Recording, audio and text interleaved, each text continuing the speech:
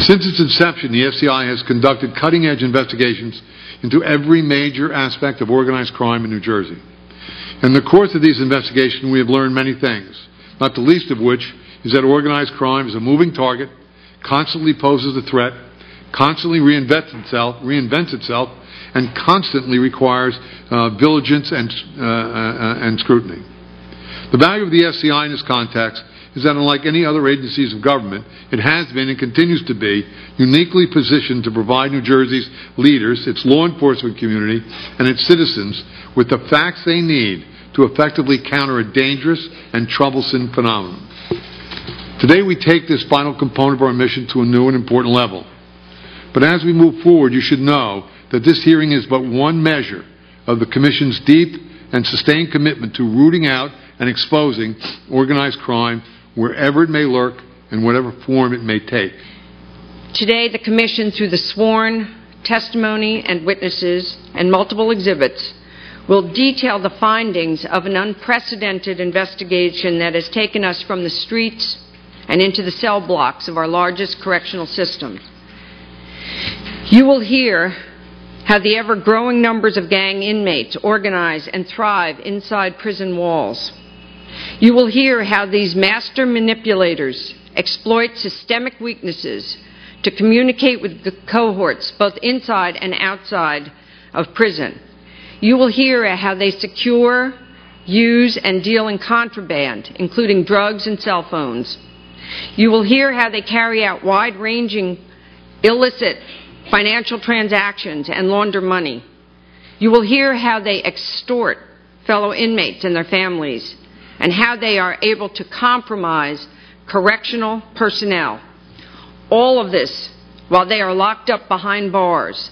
The public perception is that when you take a gang member off the streets, he's out of circulation. You will learn today that that is far from the truth. Agent Byrd, let's stay with you for a moment. The Commission has investigated gangs on several occasions. How did this particular investigation begin?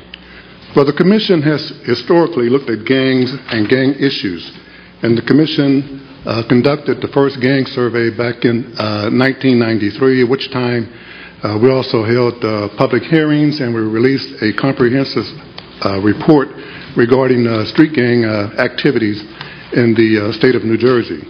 In 2004, the Commission found that criminal street gangs had become the new face of organized crime.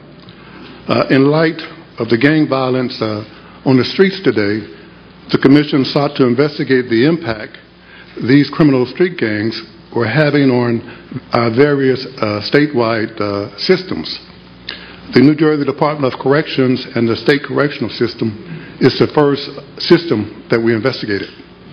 Agent Torres, let's focus on you for a moment. You're a recognized gang expert, aren't you?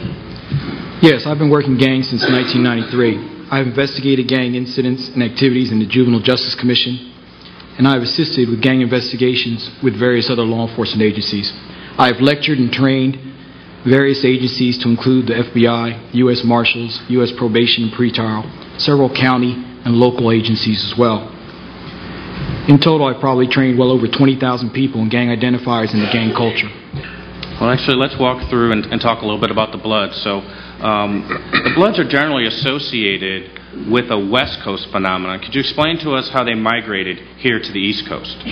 In 1993, the United Blood Nation was created in Rikers Island. It was in response to the violent targeting of African American inmates by the Latino gangs, the Latin Kings and Nietas, who dominated the prison of Rikers Island at the time.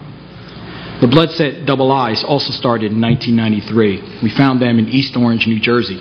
Double I refers to Illtown, Inglewood. Illtown refers to East Orange, and Inglewood, California. It is the first West Coast set that we saw in the state of New Jersey. So, focusing on the East Coast sets, is it fair to say that East Coast factions of the Bloods were actually born in the prisons? Yes, it is. Do the Bloods on the East Coast differ from those on the West Coast?